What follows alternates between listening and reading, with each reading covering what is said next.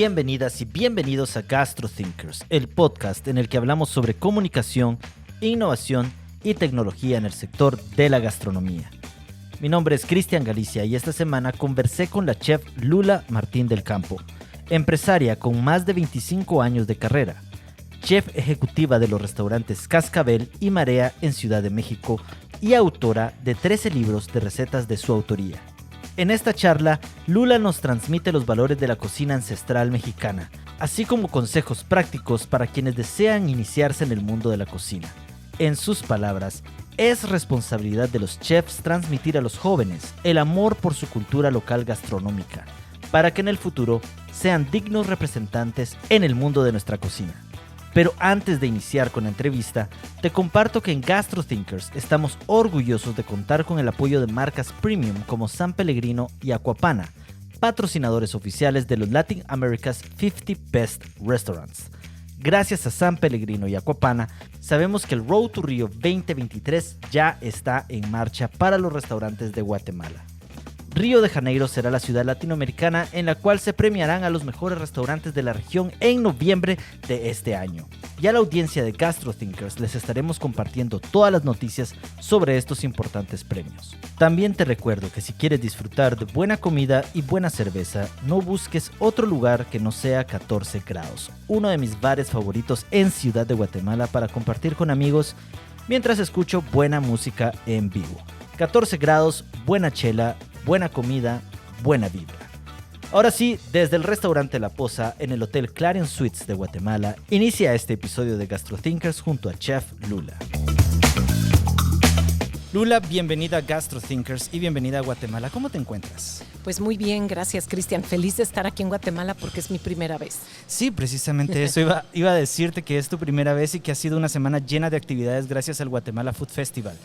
¿Cómo ha sido tu estadía hasta el momento y qué cosas te han llamado la atención de nuestro país? Bueno, la verdad es que tenemos muchas similitudes en Guatemala con México por obvias razones. Pues hubo un tiempo que históricamente el territorio lo compartíamos, pero esta calidez de vivirlo, el día que llegué, que fui a cenar, luego imagínate, ahora sí que hola, ya llegué, y fui a cenar ahí a Flor de Lis con Diego Telles. Entonces, bueno, pues de ahí empezó nuestra historia también, ¿verdad? Sí, ahí nos conocimos. Ahí nos conocimos. De hecho, vamos a agradecerle a Diego por la hospitalidad.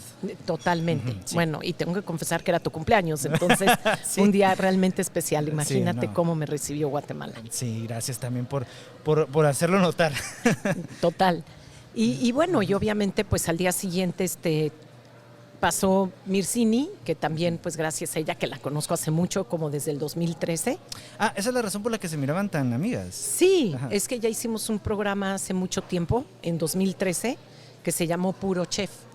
Y éramos ok. puro chef latinoamericano.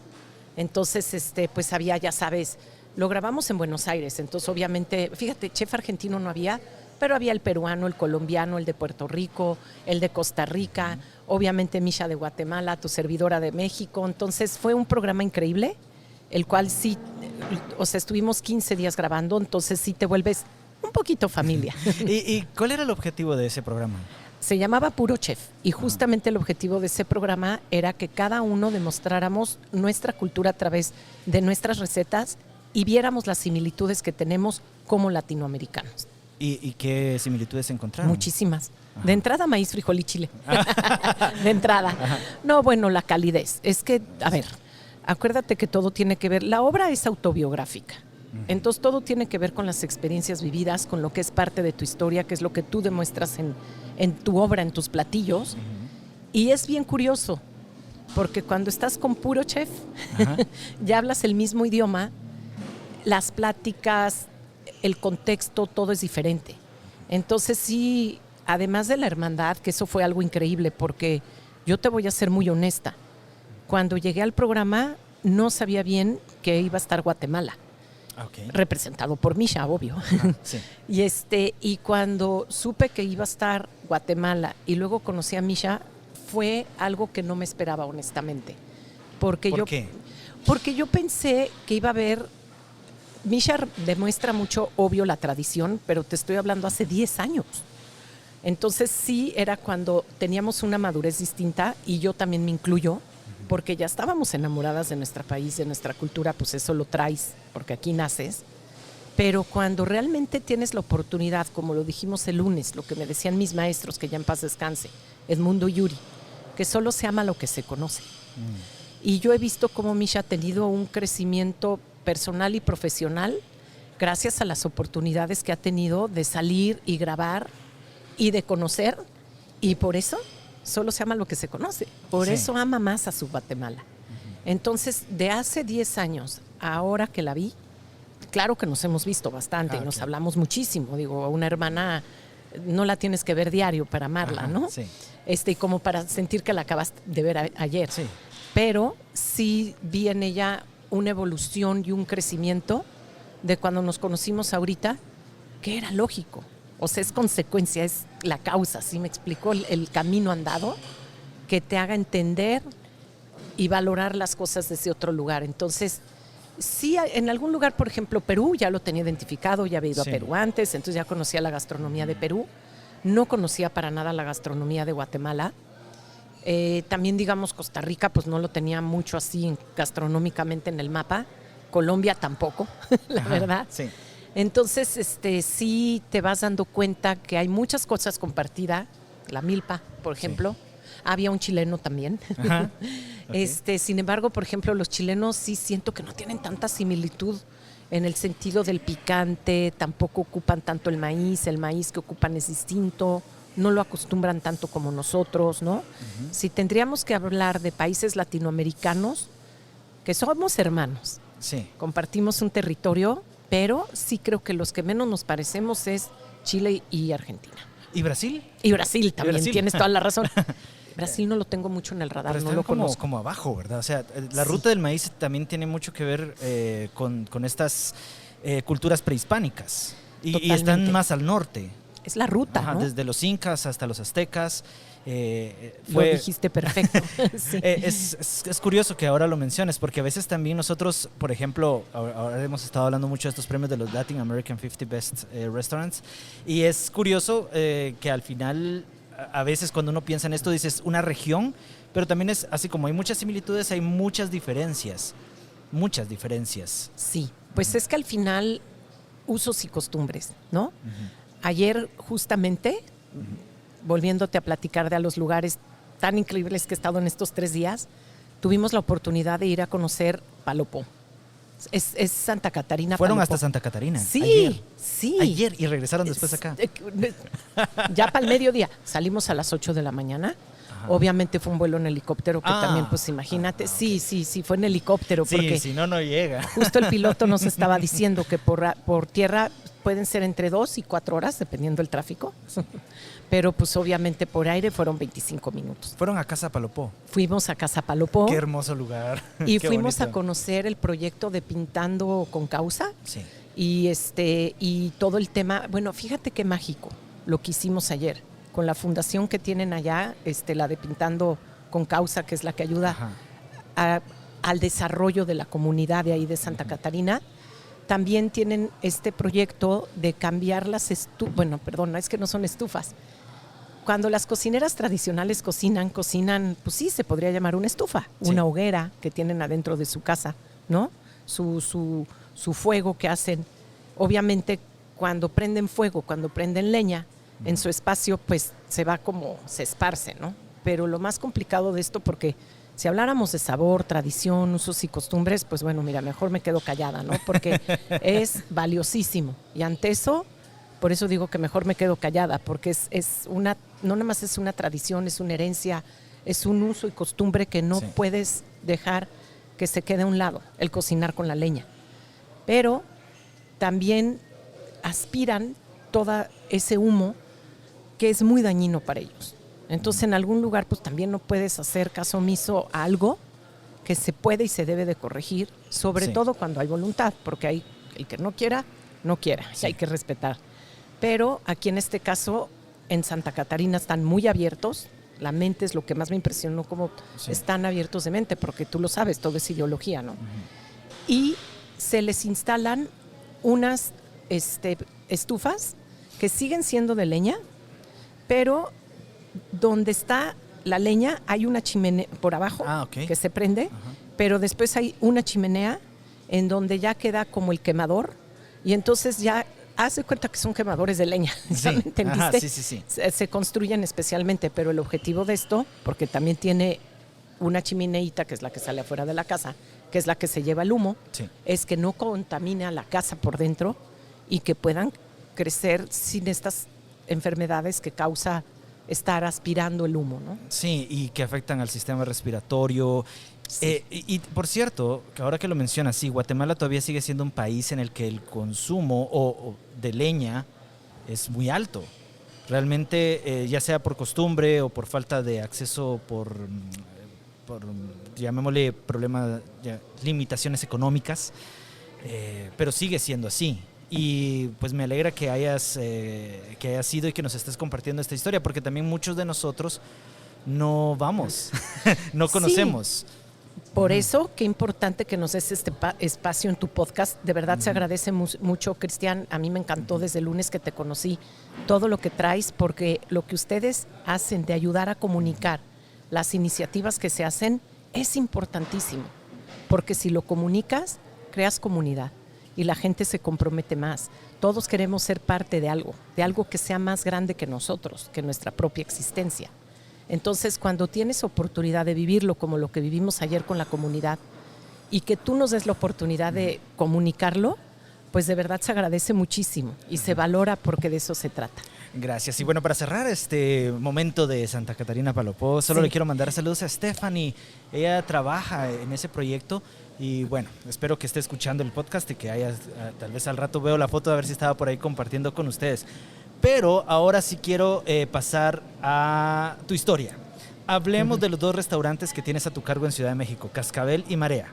Sí. ¿De qué tratan ambos y cuáles son las características que consideras los destacan de la competencia? Bueno, mira, justamente Cascabel y Marea comparten la identidad de la cocina mexicana que se comparte con el resto de Latinoamérica en general, que es el maíz, el frijol y el chile. Cascabel nace en el 2017 y el menú gira alrededor de maíz, frijol y chile, pero me gusta trabajar con especies endémicas de granos y semillas que están en riesgo de extinción porque tienen poca demanda. Okay. Tuve la fortuna de conocer a una chava que se llama Silke, que le dicen la comandanta, ella es la que trabaja con los pequeños productores y ella es la que nos distribuye estos granos y semillas para que nosotros podamos cocinarlos y nuestra intención, pues ya te imaginas, es cocinar con ellos para promoverlos, para aumentar la demanda y que los pequeños productores sigan interesados en seguirlos sembrando y cosechando. Okay. Y de ahí nace el concepto que yo le llamo, no es mío, es colectivo, obvio, porque para que las cosas trasciendan tenemos que hacerlas colectivas. Y es este movimiento que le llamamos herencia culinaria de México, porque entendemos que nosotros como cocineros somos los responsables de poner en el platillo estos ingredientes que nos dan identidad y que van a hacer que nuestra cultura permanezca a través de su gastronomía, permanezca y evolucione. Sí. Porque fue lo que escuché también ayer en el festival. ¿Se vale o no se vale evolucionar un platillo o cambiar un platillo? Entonces yo creo que se vale honestamente porque, vuelvo a repetir, es la naturaleza del ser humano, querer cada vez crecer y ser más grande que la propia existencia. Pero México es un territorio muy grande, sobre todo si lo comparamos con Guatemala. ¿Cómo puedes identificar qué es lo que es necesario rescatar? Lo vas identificando, es como inevitable, ¿sí me explico? Por eso siempre yo digo, en el camino andamos, porque vas conociendo gente en el camino que te van explicando, que te van educando, que te van transmitiendo. Por eso digo, la comunicación es tan importante. Sí. Aquí lo más importante también es saber a qué árbol te arrimas, porque no le vas a creer cualquier cosa a cualquiera. Parte de la investigación, hay muchas maneras de investigar, ¿no? Es leyendo, con documentos que ya existen, es por supuesto aprendiendo de los maestros, o es haciendo lo que estamos haciendo ahorita yo que vine a este festival, es el intercambio de ideas, es conociendo a las personas que desde su experiencia te hablan, y para mí esa es mi manera favorita de aprender y de investigar, conversando con las personas.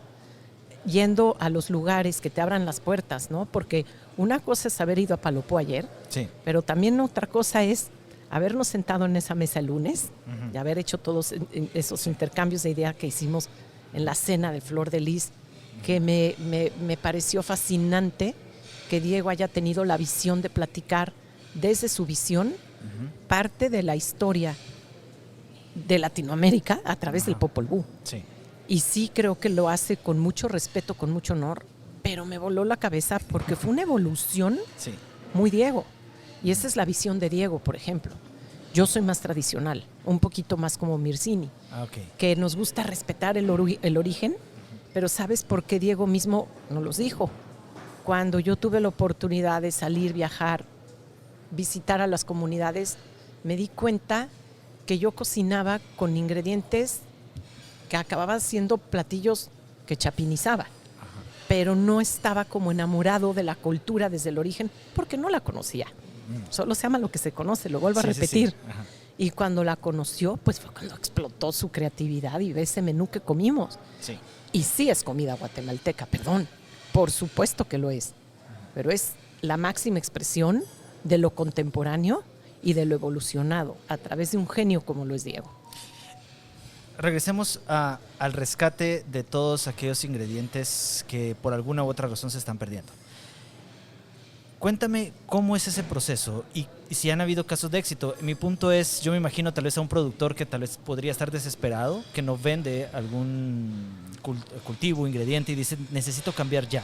Pero ¿cuánto tiempo tiene que pasar o qué acciones deben de darse para que llegue y diga, ok, me quedo con esto y sigo produciéndolo? Mira, en realidad las historias cuando las conoces son bien diferentes, pero acaba el motivo llegando hacia el mismo objetivo y al mismo fondo. ¿A qué me refiero? La mayoría de las comunidades con las que no es que yo trabaje la comandanta, pero bueno, yo trabajo más que todo con el producto que ellos hacen de estas comunidades, pero son del centro de nuestro país, porque pues la Ciudad de México está en el centro. Entonces ella, la comandanta, tiene una casa, un rancho en Morelos.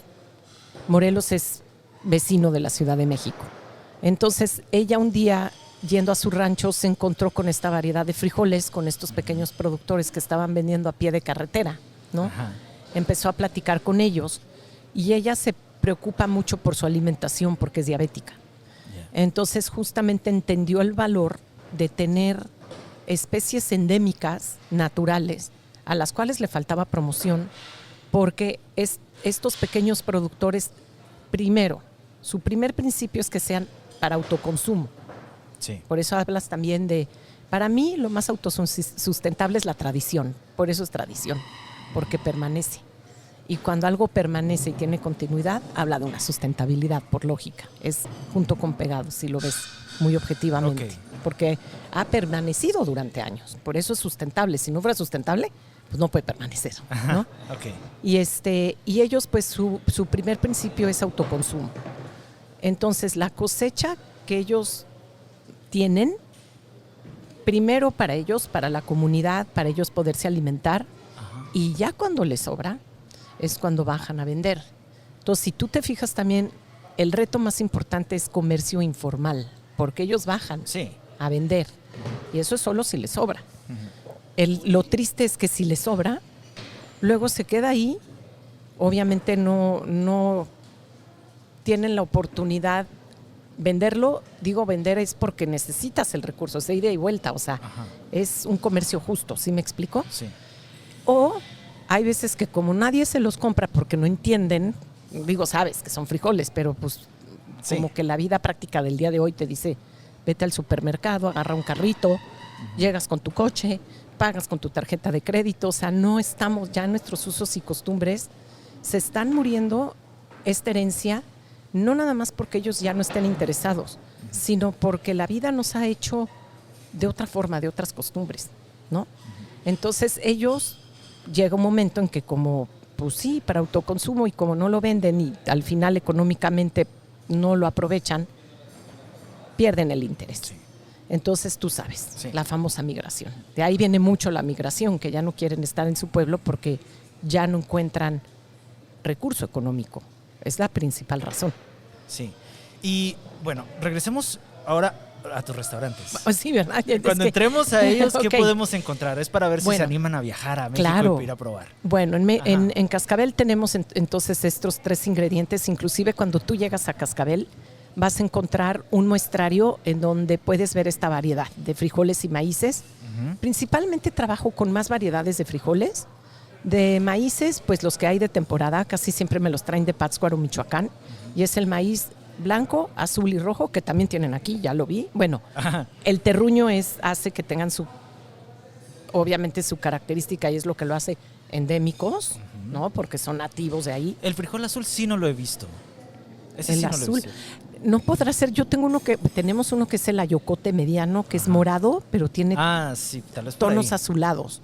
Es que estoy segura que cuando vengas y vengan, podemos comparar, experimentar con ellos y vas a ver que sí, o sea, seguro muchos que tú me vas a enseñar por ahí deben de estar, ¿no? Por ahí perdidos. Hay uno, no sé si tú lo conozcas, se le llama ayocote arcoíris, que hace cuenta en una misma vaina salen como de 4 diferentes colores. Entonces te puede salir uno blanco, otro moteado, otro negro, otro morado. Y luego la otra vaina te sale uno cafecito, el otro pintito, rojo. Entonces por eso se llaman arcoíris. Sí. A mí me impresiona porque yo los tengo en el chiquihuite, que es este canasto ahí. A ver, están en el muestrario, pero todos los puedes comprar. Ajá. Y ahí están, y cuando la gente los ve, cree que agarré como de varios y los eché en la misma canasta. No, crecen en la misma vaina. Parecen gemas. Es increíble lo que mencionas, porque el año pasado yo estuve en una cena con Mario Campoyo y el chef Carlos Cruz también, y hicieron un puré utilizando papas moradas. Wow.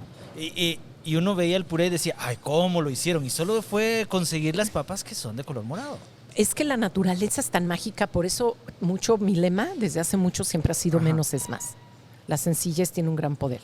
Y cuando tú muestras las cosas desde el origen, las haces que se aprecien.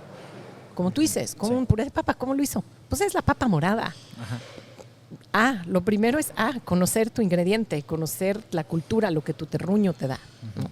Por eso, por ejemplo, lo que Diego hizo, volviendo a Diego, es conocer el origen para evolucionarlo. Y eso es lo que yo le diría a todos los que estamos en esto. Si tú conoces el origen, claro que llega la evolución, es como inevitable, pero primero hay que partir del origen. Ese es el problema, que nos queremos. No creo que es un tema de quererse saltar los pasos, es un tema hay veces, por eso te decía, ¿qué árbol te arrimas? Que no sabes para dónde jalar. Y yo creo que ahí es donde nos toca a los que ya tenemos un poquito más de trayectoria y caminito recorrido, guiar a la juventud y decirles, mira, por aquí es válido, ¿no? Yo veo mucho que cuando los alumnos salen de la escuela, o me toca, ¿no? Mucho que voy a concursos gastronómicos y son estudiantes que ya van avanzados, todos tienen esta necesidad, digo, no sé si todos, porque sería imposible, pero el 99% tienen esta necesidad de demostrar todo lo que aprendieron. Entonces en un platillo hacen tanta fusión que se vuelve confusión. Sí. Fusión con fusión.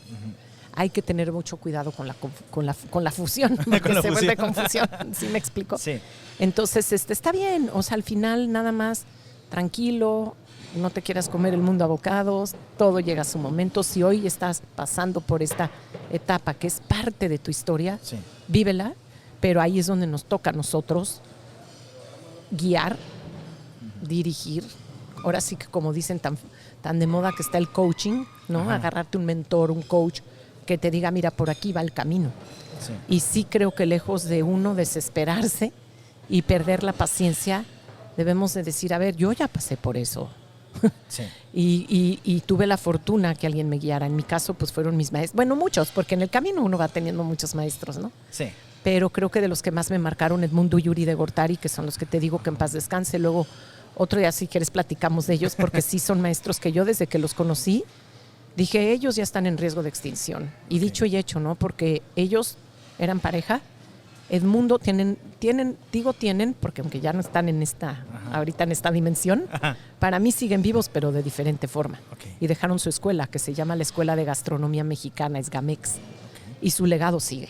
Gracias a Dios, pues ahí estamos siempre que podemos, porque desde ahí viene, vuelvo a repetir, o sea, ¿tú qué quieres aprender cuando te metes a la escuela? ¿Qué prefieres estudiar cuando estudias la gastronomía? ¿Las técnicas francesas? Que es, en realidad la técnica francesa es la madre de la gastronomía, Sí. es el idioma universal en las cocinas, en nuestra profesión. Pero creo que si realmente tienes el privilegio de haber nacido en un lugar, yo como mexicana, ustedes como guatemaltecos, al final latinoamericanos, y tenemos toda esta carga cultural, pues nuestra responsabilidad es conocerla Sí. para poderla transmitir y evolucionar. ¿Qué aprendiste de ellos? De los maestros. Sí, ¿qué aprendiste? Fíjate que con ellos, cuando me metí a estudiar con ellos, el diplomado se llamaba Cultura y Gastronomía Mexicana. Entonces era una magia increíble porque teníamos obviamente un temario en donde primero pasábamos a la parte histórica con Edmundo, que era el historiador, y en contexto nos hablaba lo que estaba pasando en México o en el mundo para poder después pasar al laboratorio de cocina y ejecutar una receta que tuviera que ver con lo histórico que habíamos aprendido. Entonces aprendí, por ejemplo, entendí más bien, pero ahorita llego a cerrar el tema de aprender, pero entendí, me hizo mucho sentido. Tú sabes que en el 2010 la cocina mexicana fue proclamada Patrimonio Intangible de la Humanidad por la UNESCO. Esto quiere decir que la UNESCO reconoce que es una cocina que sigue viva hoy en día, es una cocina ancestral, que sigue viva hoy en día, que necesita promoción, la herencia culinaria de México para poder transmitirla, por eso es parte de este patrimonio intangible, porque no es como un monumento que tocas, es más bien una variedad y una diversidad de expresiones culturales que se dan alrededor de la gastronomía. Entonces habla de una cultura ancestral que sigue viva hoy en día y que es una cocina comunitaria. La cocina mexicana tradicional, más bien ancestral, porque la que conocemos como cocina mexicana tradicional hoy en día es la que surge en el virreinato como la fusión de lo prehispánico con la llegada de los españoles. Sí. Esa ya es cocina mexicana tradicional. Es cuando nacen lo que hoy conocemos como los moles, los pipianes, los machamanteles. No que no existieran antes, pero como hoy los entendemos, ya es con esta, ahí sí fusión, que no fue confusión porque ha permanecido en el tiempo. Ajá. Y se fue puliendo también, probablemente. se fue puliendo. Ajá. Por ejemplo, hoy en día, que es algo que tenemos en común y a mí me apasiona este tema, que es el tema de los tamales. Creo que los tamales para mí son el alimento ancestral desde tiempos prehispánicos que sigue vivo hoy en día en nuestros usos y costumbres en el diario. ¿Estás de acuerdo que hay tamales en la calle, en las comunidades, en las mesas de manteles largos? Ahora ya están en las mesas de manteles largos, antes no. Pero los tamales, por ejemplo, es algo muy democrático que puede encontrarse desde la calle hasta en una celebración de manteles largos, como te decía yo. Pero algo que a mí me gustó mucho, que aprendí, por ejemplo, ahí con los maestros, hablando de la historia y de esta importancia de por qué la cocina mexicana se vuelve patrimonio intangible de la humanidad. El tamal en época prehispánica no tenía manteca de cerdo, porque con el cerdo, con los españoles llega el cerdo y con el cerdo llega la manteca. Fíjate, con la manteca llega la técnica de la fritura. Antes no existía fritura en México. Hoy la mayoría de los antojitos callejeros son fritos.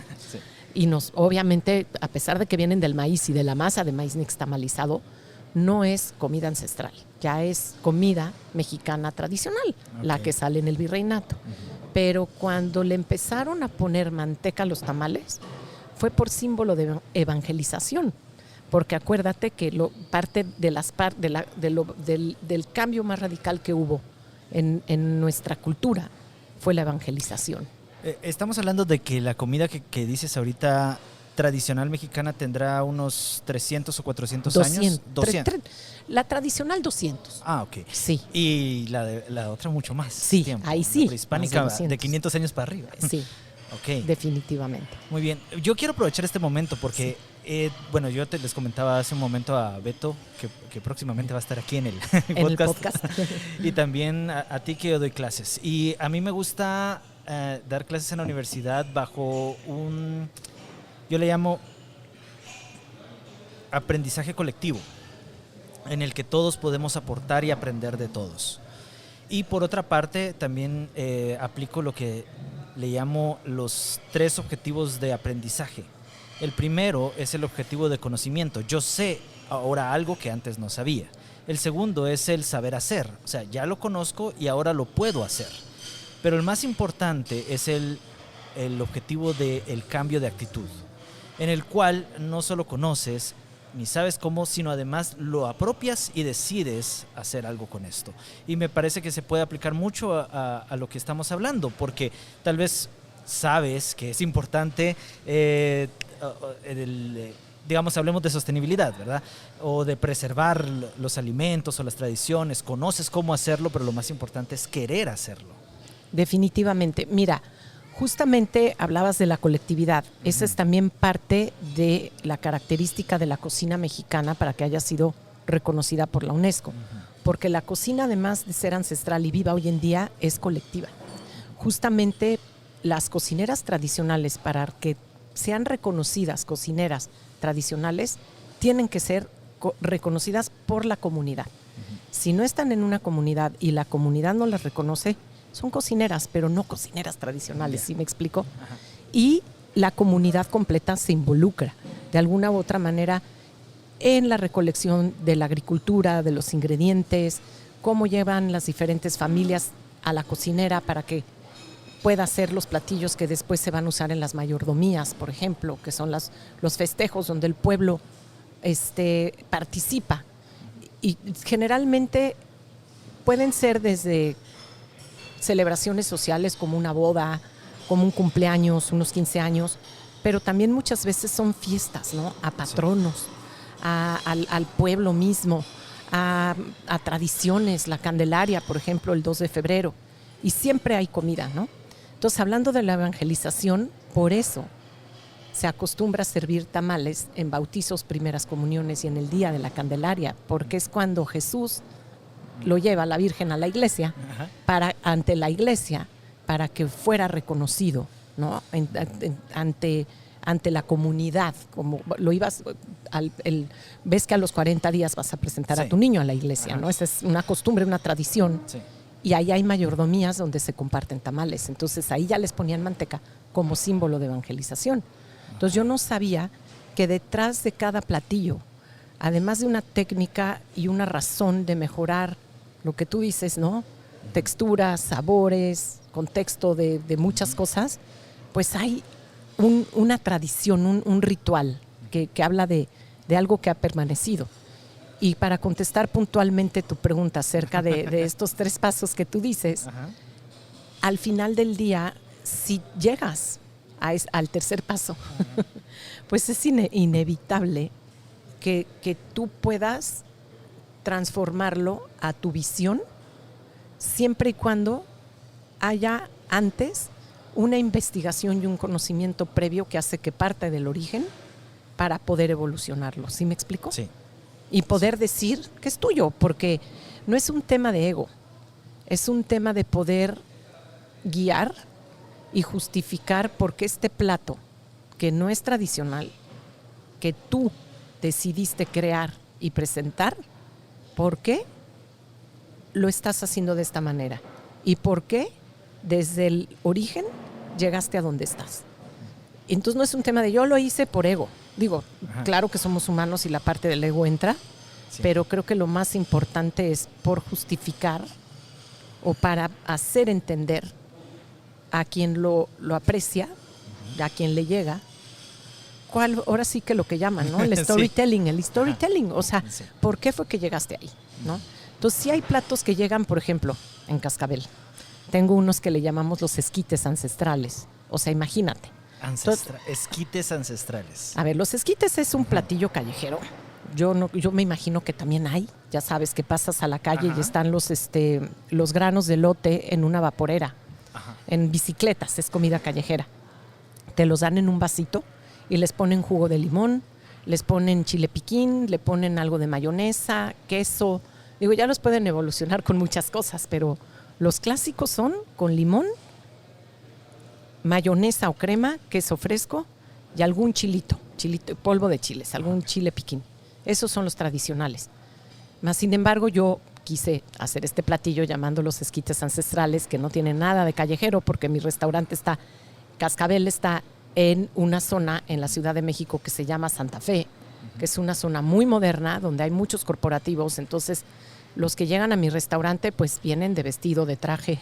O sea, claro, hay de todo, casual, pero sí quiero que sepas que mis clientes son más ejecutivos, digamos, ¿no? Entonces, sí, que además ejecutivos mexicanos que traen a otros ejecutivos del mundo y que quieren demostrar nuestra cultura a través de la comida, y pues los traen a Cascabel. Entonces, imagínate el honor que es para mí poder demostrarlo, ¿no? Entonces, unos esquites ancestrales, pues habla del platillo per se, que son los esquites callejeros, pero puestos en una mesa en Santa Fe, sirviéndole a gente de traje, ¿no? Sí.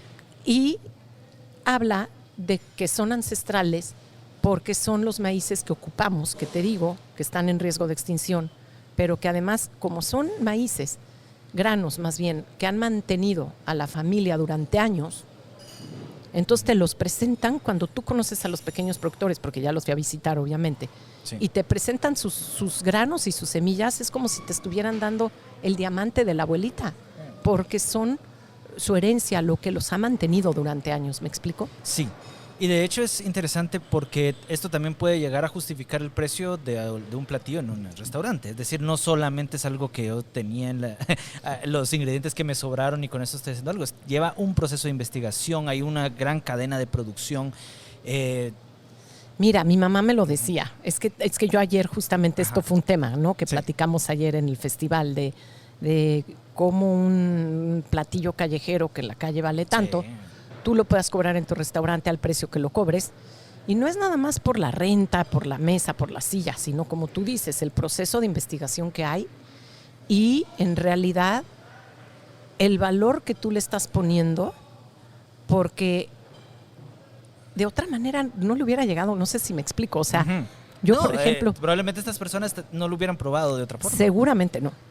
Entonces, a mí me pasó que cuando yo trabajé 11 años en un banco en la Ciudad de México. Yo llevaba el comedor de directores de este banco. Entonces me tocaba atender a los directores cuando traían clientes para hacer negocio. Entonces, como tú comprenderás, venían también inversionistas, ahora sí que otros ejecutivos también de todo el mundo, a sentarse a la mesa para hacer algún negocio de dinero, imagínate. Sí. Que a mí el dinero me gusta porque me gusta vivir bien, pero no es lo más importante. No tengo al Dios dinero, gracias a Dios, como muchos, como los banqueros, aunque los adoro, ¿no?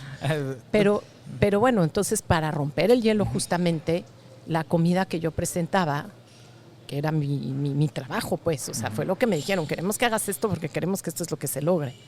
Pero yo, cuando te encanta tu trabajo, no lo ves como trabajo. Yo no lo veía como trabajo, yo lo veía como la oportunidad de promover lo que me apasiona, que es nuestra cultura, ¿no? Y llegaba y cuando yo les presentaba, por ejemplo, porque siempre que llegaban, obviamente se les ofrece algo de tomar y se les pone una botanita. Y cuando yo les ponía de botanita comida callejera, pero pues chiquita, puesta amable, los sopecitos, por ejemplo, los tlacoyitos, ¿no? Todos estos antojitos mexicanos repetían y me volvían a llamar. Y me hablaba el director general y me decía, explícales, ¿no? Y se creía una convivencia, una transmisión de valores que acababan, yo creo, porque pues por eso duré 11 años, ¿no? Porque fue una relación que valoramos mutuamente y pues cuando yo veía que ya los directores salían felices, era porque pues ya seguro el negocio se había logrado o iba en camino de lograrse y la comida mexicana era lo que me daba la oportunidad, o sea, era lo que me ponía como estrellitas, o sea, como palomita, porque había sobresalido. Pero eso solo lo provocaba la comida mexicana, porque desde que me contrataron, me dijeron, tienes que hacer comida internacional. No nada más mexicana, ¿me explico? Entonces había un día que hacía un menú a lo mejor internacional con diferentes platillos, pero a lo mejor había otro día que hacía algo más español, otro día más italiano, otro día más oriental. Pero cuando daba la comida mexicana era cuando realmente explotaba y había chispas y centellas. Y de ahí fue que quise hacer Cascabel, porque me di cuenta que todos estos directores a los que yo atendía y personas que llegaban ahí al banco no tienen en sus usos y costumbres pararse en la calle a comer comida callejera. No es por un tema de que les dé miedo enfermarse o de que no les vaya a gustar, es un tema de que en sus usos y costumbres no está. Sí. Andan con choferes, están de traje, te hace sentido parar, o sea, es como dar papaya, es como, ¿qué haces aquí? O sea, Sí. no vienes al caso, ¿sí me explico? Entonces, llevarles esa comida callejera a su mesa. Te digo, mira, a mí lo que más me gusta es cuando los veo con su corbata, veo que se echan la corbata para atrás, se arremangan, se quitan el saco, se arremangan las mangas y comen con las manos, ¿no? Como se deben de comer los antojitos mexicanos en general, Sí. ¿no? Entonces, una tostada, un sope, ¿no? Y por eso el valor es distinto. Y muchas veces para tú ponerle un precio de... No muchas, más bien. Ajá. El paso a seguir para ponerle el precio de venta a un platillo, además de todo lo que hay detrás, que tú dices, la investigación, la cadena de valor, desde el agrónomo, el productor, el distribuidor, porque hasta el chofer que te lo entregó gana dinero, o sea, cuesta. ¿Sí me explico? Sí. Entonces, ese maíz, pues ya trae al chofer, ya trae a mucho, además de la investigación, ¿no? Por eso Sí. estás comiendo herencia culinaria. Pero la realidad es que siempre volteas a ver a tu competencia. Entonces, si tu competencia, que no digo que es un restaurante, porque tu competencia tienes que tomar una muestra, o sea, de un universo, ¿sí me explico? Entonces ves a la redonda que otros restaurantes hay mexicanos que también den esquites, a lo mejor no ancestrales, pero esquites, o un plato parecido, que se conforma también por maíz, por especias, que no lleva una proteína animal, por ejemplo. Y si ves que el rango de precios está, por decir, entre 100 pesos, que digo, yo no sé qué sales, pero Ajá. hablemos de más que de un valor, sino de un número. Por decir, si todos están a 100 pesos, pues tú de menso lo pones a 30. Tienes que llegar al piso de mínimo 100 y ya decides tú si lo pones a 110, 120 o hasta 150 o lo bajas un poquito a 90, 95 para estar un poquito más abajo que la competencia y que te lo compren a ti en lugar de al otro. Entonces, los precios de venta también se basan con base al benchmark, a la competencia, ya me entendiste, a lo que están haciendo los demás. No quiere decir necesariamente que lo que hacen los demás está bien. No siempre la democracia está bien. Pero es lo que es. Así It es. is what it is. O sea, entonces, pues, hello, ve la realidad. Y ya no quieras tampoco... Es un negocio. Sí. Es un negocio. Entonces no quieras inventar el hilo negro. Tienes que aterrizar y ver cómo... Es la parte de empresaria también, porque un chef no siempre nada más es cocinero. El mayor privilegio yo creo que para un chef es ser cocinero, porque de hecho existe, por lo menos en México, siempre también este debate de si somos chefs o somos cocineros. Y hay a quien le gusta que le digan cocinero, y hay a quien le parece una ofensa que le digan chef, te lo juro. Yo tengo muchos colegas que les parece ofensa que les digan chefs. Porque muchas veces chef se tiene esta imagen de no hace nada y nada más manda. No manches, para haber llegado a chef y nada más mandar y no hacer nada, porque no es que no hagas nada. Es que cada quien tiene su trabajo y cada quien tiene su lugar. Y si tú tienes cocineros que tienes para que hagan su línea, sus platillos, ¿por qué vas a andarte tú metiendo con ellos? Además, es desesperante, ¿no? A mí me lo dijo, es una jefa que yo tuve cuando trabajaba ahí en el banco. Me lo dijo. Un día llegó y me encontró cocinando. Tú entras a una cocina como chef y lo primero que o sea, para ganarte el respeto de tus colaboradores, lo primero que tienes que hacer es cocinar. Que te vean cocinando, que te vean que te ensucias las manos, me explico, para que te respeten. Y ya después, pues bueno, la cosa evoluciona como tenga que evolucionar. Pero un día llegó esta jefa y me vio cocinando. Yo feliz, acá en los sartenes, lo que más me gusta hacer, ¿no? Sí. Y después me mandó a llamar y me dijo, ¿tú cocinas diario? Y le dije, no, pues sí, tal, ¿no? La parte administrativa, la verdad, es mi coco.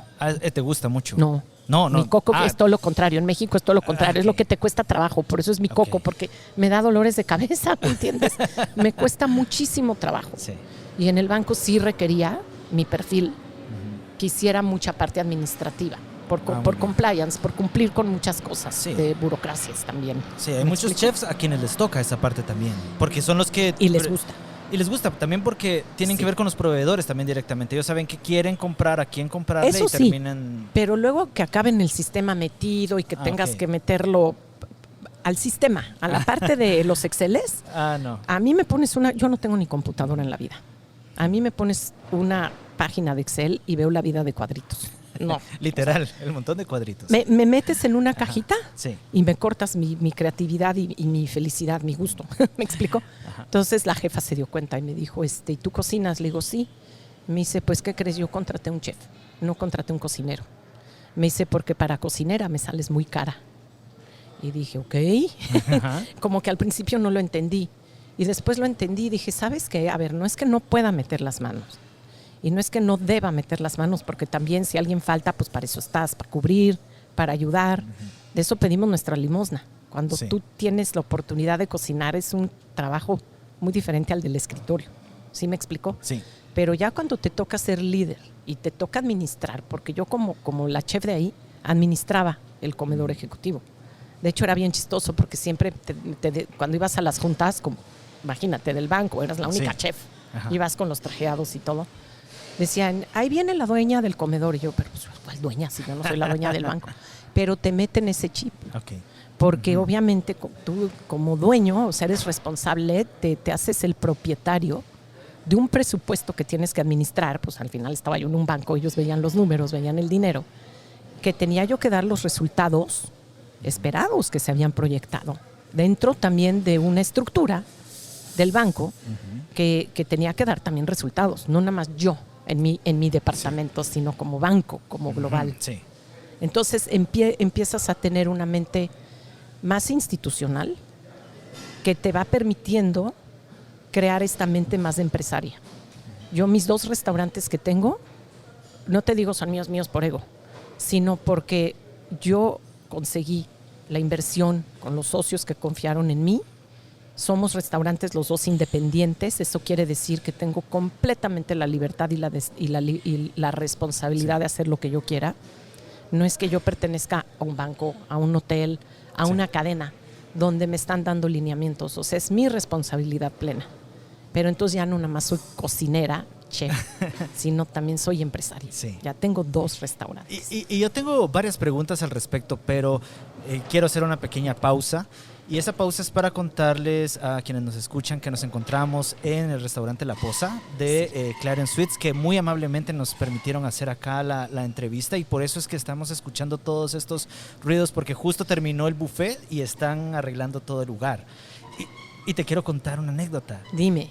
Fue en este restaurante donde yo hace muchísimos años le pedí matrimonio a quien fue mi esposa. ¡Wow! Aquí fue, Felicidades. sí, aquí la energía. Sí. Love is in the air. Sí, estuvo bonito. Pues ya me imagino, cómo no. Y el ruido de sala, ¿no? Tú decías Sí. que se está escuchando ahorita, pero bueno, ruido de sala es algo que también nuestro amigo Beto ve a veces y luego te lo platica. Ajá. Porque justamente tú que tienes este podcast tan increíble, que Gracias. habla de la gastronomía y que por lógica te veo que estás como muy comprometido con el tema de los cocineros, de los chefs. Pero ¿qué pasa con el salón? ¿Qué pasa con las personas que atienden la sala? Ellos son igual de importantes que nosotros, o a veces hasta más, porque son nuestros ojos. Ellos son los que de primera instancia reciben al cliente, son los que están de cara al cliente, ¿me explico? Sí. Entonces, creo que el ruido de sala también es algo muy importante que hay que abarcar y comunicar, porque el orgullo no nada más está en los platillos, sino es en el que te muestra el platillo. Y cuando hablas de un restaurante, yo, por ejemplo, fui una vez, me pidieron una colaboración en un restaurante muy importante en México, que es de cadena, pero lo hacen bien, se llama Fishers. Y cuando puse mis platillos y di la capacitación a los meseros para que supieran que iban a vender, a ofrecer. Ajá. Yo así de, miren, este platillo lo hice así y este va a vender muy bien, usted les va a ayudar a vender. Y el gerente me corrigió y me dijo, es que aquí en Fishers los meseros no son vendedores, son promotores. Y fíjate qué diferente, porque si tú le metes el chip a los meseros, que en lugar de vender, promuevan, es diferente. El cliente lo recibe de una manera completamente distinta y acabas vendiendo más. Y tal vez los meseros también lo reciben diferente, porque para mí me dices, tienes que vender, y yo me estreso. No, porque yo también. Ajá. Y igual los meseros Sí. no, a los que les gusta vender y el Bueno, dinero. sí. Ajá. Pero el mismo mesero que le gusta vender y el dinero, si aprende a promover en lugar de vender, acaba vendiendo más. Porque el que vende, llega un momento que el cliente dice, no, ya estoy lleno, ya estoy satisfecho, ¿no? Pero cuando promueves, aunque estés lleno, dices, bueno, tráigame un poquito, sí, lo pruebo, ¿no? Entonces, son mentalidades que, hablando de la sala, ruido de sala también.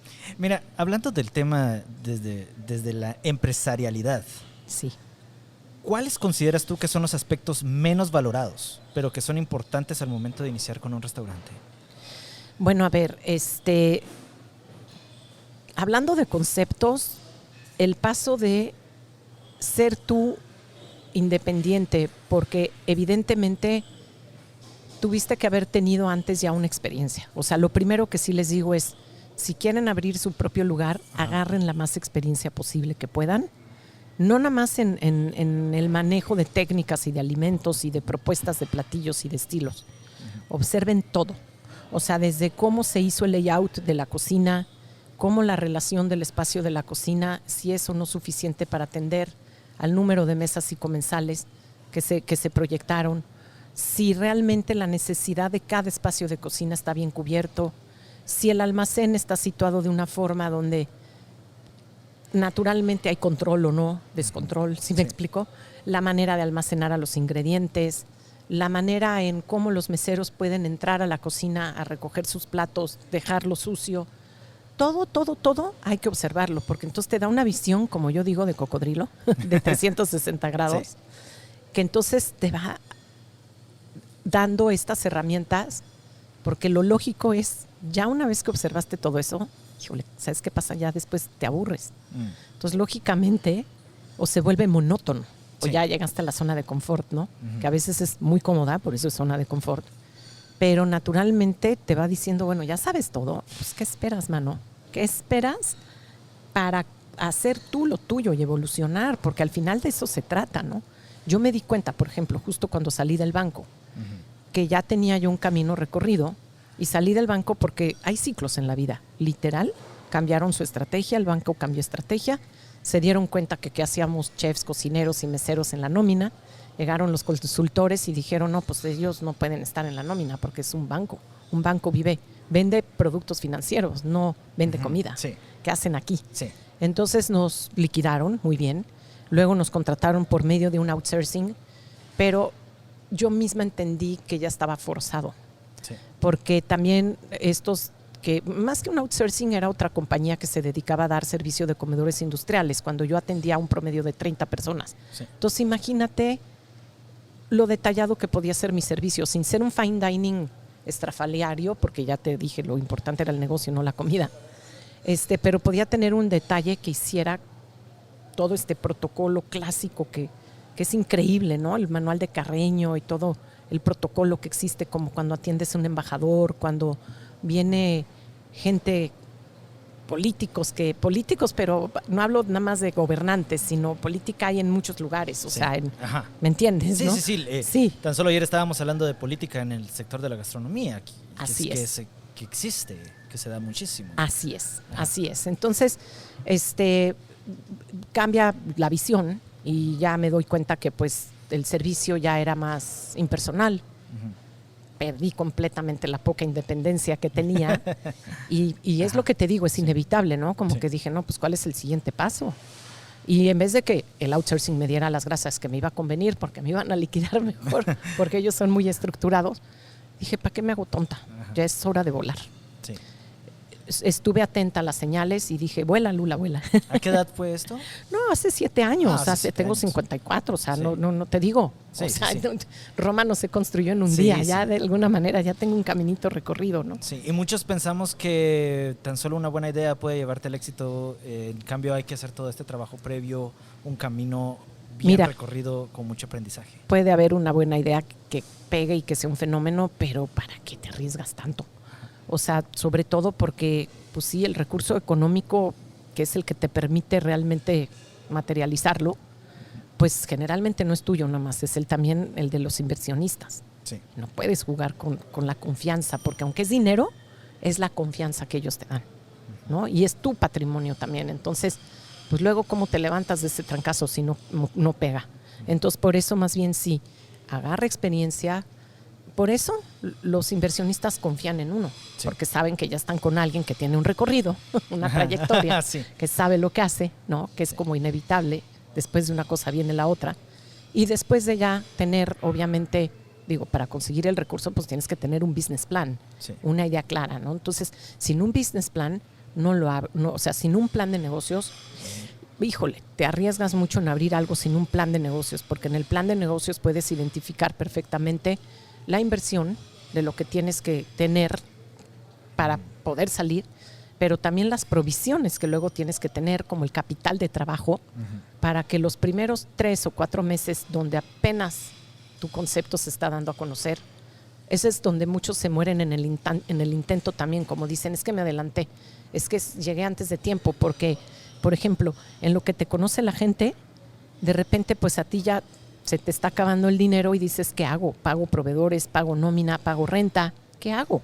Entonces 3, 4 meses tienes que tenerlos presupuestados, provisionados, por eso capital de trabajo, para que eso no te detenga, porque tú lo sabes, el recurso humano es la fuerza, es la gasolina, y deja tú si no lo cuidas, si no tienes provisionado lo que les corresponde, vas a tronar. Entonces el business plan como empresaria es una parte muy importante. Por ejemplo, yo la aprendí en la práctica, porque en la escuela ahí te dan una repasadita, pero vuelvo a repetir, júntate con el que sabe. Mi hermano es financiero, entonces obviamente él me guió, me enseñó. Y ahí es donde yo ahora tengo que servir como coach, como mentora de estas nuevas generaciones para el que está empezando a decirle, a ver, el business plan va por aquí, tienes que tomar esto en cuenta, echa estos números, ¿no? Y ya de ahí, pues sí, como es un negocio, tienes que tratar de apegarte lo más posible al business plan. En este negocio también uno propone y Dios dispone. Muchas de las cosas que uno hace acaban siendo, no otra cosa, pero acaban agarrando diferente. Muy bien, Lula, no me gustaría dejar afuera un tema muy importante, que es el de la comunicación. Tú veo que te gusta mucho comunicar, hablar, pero no lo haces únicamente a través de tu palabra, sino que has escrito, leí 13 libros. Sí. Yo en pandemia se me ocurrió una idea, siempre he querido escribir uno, comencé a escribirlo, lo dejé a medias. Y si me pongo a pensar, ¿cómo escribes 13 libros? ¿De dónde viene eso? ¿Es de recetas? Sí, es una muy buena pregunta. Mira, el primer libro, porque son 13, porque uno es como independiente, se llama Lula Chef México con Tempo. Nació en el 2010 con lo que yo estaba haciendo ese tiempo en el banco. Sí. El banco puso los recursos porque también querían tener un regalo para los clientes, ¿no? Y qué mejor que un libro de cocina mexicana que habla de la cultura y de un tema que a todos nos gusta, ¿no? Entonces imagínate para los banqueros llegar con las esposas o con las hijas y darles este regalo a los clientes, pues siempre es un regalo como muy elegante y que se agradece. Es un libro que trata obviamente de menús, de recetas, pero sí hay mucha parte de investigación y de texto, pero está pensado para que realmente se hagan las recetas y es muy, muy visual. O sea, porque si ves la foto, de la vista nace el antojo, ¿no? Entonces, es México con Tempo. O sea, lo que en ese tiempo que salió en el 2011 era mi propuesta culinaria, siempre ya mexicana, con todos estos principios que estamos platicando. Y los otros, fíjate que son parte de una colección que se llama Cocina Esencial por Lula Chef. Entonces, por eso son 12 títulos, porque tengo uno que son entradas, otro que son ensaladas, otro que son sopas, son 40 recetas en cada librito. Bueno, 40, sí, no son tan poquitas. Es decir, que son más de 400 recetas las que tenemos a nuestra disposición. Pero de un tema en especial, porque si estoy hablando de entradas, pues entonces pienso en entradas, ¿no? Y pienso frías, calientes, la imaginación ahí brota y brota. Entonces esos son mucho más de recetas que de investigación. Pero bueno, al final eso es lo que te mueve de un libro de cocina, ¿no? La receta. La receta y la foto. Sí. Claro, la foto. La foto. Yo he visto algunos libros de cocina que no llevan foto, yo sí. Esos no mucho me gustan. Se vuelven pesados. Ajá. Muy bien. Por último, Lula, me gustaría que dieras un consejo. Sí. A todas aquellas personas que han soñado con ser chef y tener un restaurante, uno solo, que consideres les pueda ahorrar muchos dolores de cabeza futuros. Que antes de abrir un restaurante tengan bien puesta su personalidad y su propio estilo. Porque lo más difícil es encontrar tu estilo propio. No nada más en cocinar, sino en dirigir, en comunicar, como decimos, y en entender qué es lo que va a ser un valor agregado para ti. A mí mi mamá siempre me lo dijo. Haz que haya por lo menos un platillo por el que siempre regresen. Y no es nada más un platillo para mí, sino un valor agregado. O sea, imagínate en una Ciudad de México tan compleja, tan grande, con tantos habitantes, que tengas el privilegio de tener un restaurante que hable de tu cultura y que seas tomada como referencia en tu país como cocinera que transmite los valores de la cultura, es porque hay un valor agregado. Y el valor agregado, en mi caso, porque fue algo que me apasionó y que descubrí en mi camino, fue el promover nuestra cultura a través de los platillos. Y no te creas, yo te estoy hablando de esto, digo, Cascabel nació hace 7 años, pero si nació hace 7, era porque yo ya desde que atendía a los banqueros ya estaba enamorada de servir la comida mexicana en las mesas de manteles a los ejecutivos con traje y corbata. Me explico, ya era una idea que estaba ahí, que se materializó en el 2017. Pero todavía en el 2017, cuando Cascabel empezó, de hecho a mí me decían, me costó los primeros meses porque me decían, es que la cocina mexicana es pesada. Entonces llegaban a comer pero no llegaban a cenar y mi plan de negocios requería que se sirvieran comidas y cenas, no nada más comidas, ¿me entiendes? Sí. Yo decía, pero ¿por qué piensan que la comida mexicana es pesada? Y me decían, ¿y vas a servir frijoles? ¿Y hay frijoles de veras? O sea, como que me costó trabajo que la valoraran. Muy bien. Hoy ya se valora mucho, ya no las creímos. O sea, la maravilla que encuentras en nuestra gastronomía. Pero imagínate, del 2017 a ahorita, no sabes la cantidad de restaurantes mexicanos que ya hay, lo cual me enorgullece muchísimo, pero que antes muchos de los que, yo no digo que me criticaban, sino no me entendían, hoy hacen no lo mismo que yo, porque la cocina es colectiva y no la inventé yo. ¿Sí? Nada más acaban promoviendo lo que yo promuevo también, pero me da risa. O sea, porque yo en Cascabel tengo los comales, la barra tradicional, donde está Doña Reina echando las tortillas, donde es el corazón de Cascabel. Y ahorita entras a los restaurantes en la Ciudad de México y ya muchos tienen sus comales, a sus señoras aventando las tortillas, sacando a las cocineras tradicionales para que las vean. Y eso pues yo lo empecé a hacer hace 2017.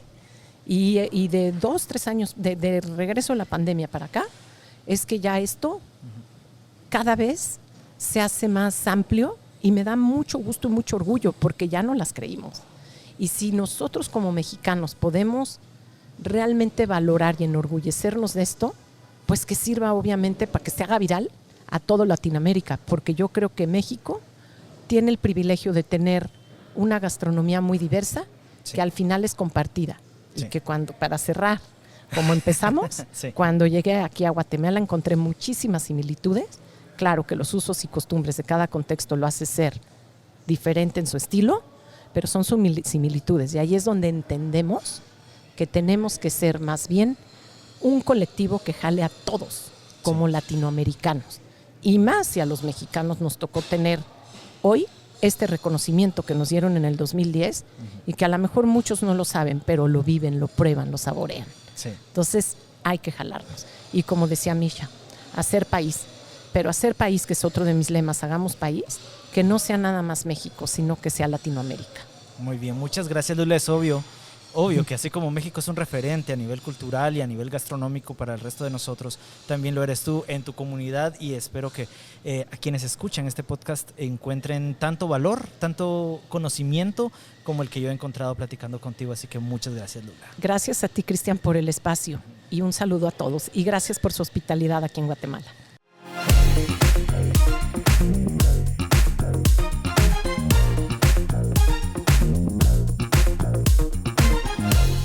En el mundo moderno es difícil encontrar productos que conserven el sabor auténtico y la calidad de antaño. Avigali es una empresa que cree en la tradición y en ofrecerte solo lo mejor.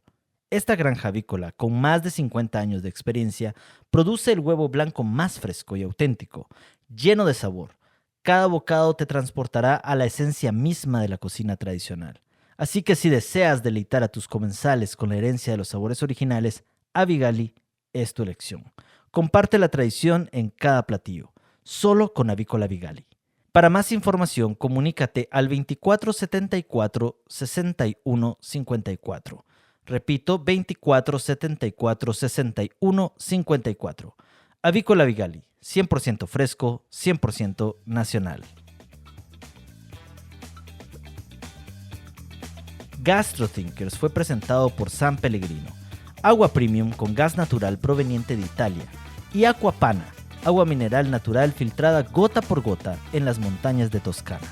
Ambas las pueden encontrar en los mejores restaurantes de Guatemala, San Pellegrino y Aquapana, ideales para los paladares más exigentes. Este episodio fue grabado en el restaurante La Poza, ubicado en el Hotel Clarion Suites, en la zona 10 de la ciudad de Guatemala.